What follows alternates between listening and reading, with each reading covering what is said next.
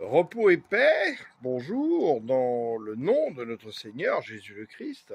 Ce matin, j'écoutais depuis le Gabon la prédication de mon frère dans le Seigneur, O.C. Simplice, un homme de Dieu humble, rempli d'intelligence du Saint-Esprit, fidèle, euh, une belle personne.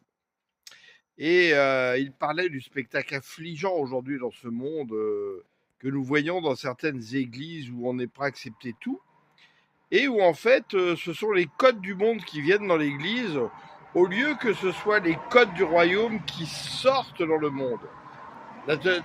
C'est totalement fou. Et il parlait justement de ces gens qui voyaient dans des églises, excusez-moi, mais habillés des filles comme des prostituées, des gars comme si c'était des Freddie Mercury, qui sont en train de se trébousser en chantant soi-disant des paroles du Seigneur. Et on oublie souvent que Lucifer était le maître de la louange et qu'il est très subtil et nous devrions faire attention.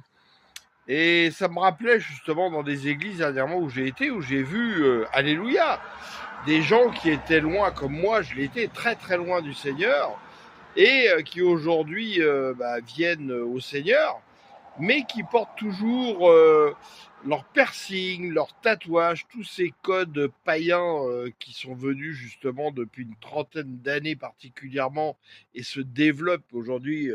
On a au moins la moitié des humains qui sont tatoués ou avec des piercings et qui portent encore ces signes qui étaient d'avant leur nouvelle naissance. Comment est-ce possible? Si le Saint-Esprit est en toi, quelque chose doit faire en sorte que tu enlèves tous ces marques anciennes de ta vie.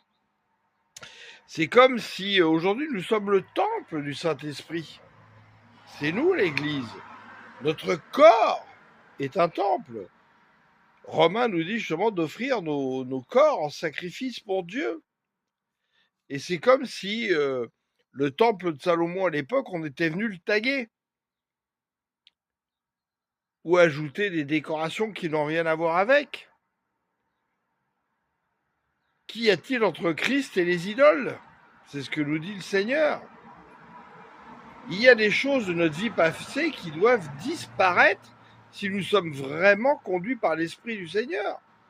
Nous devons en prendre conscience. La consécration, la sainteté passe par là.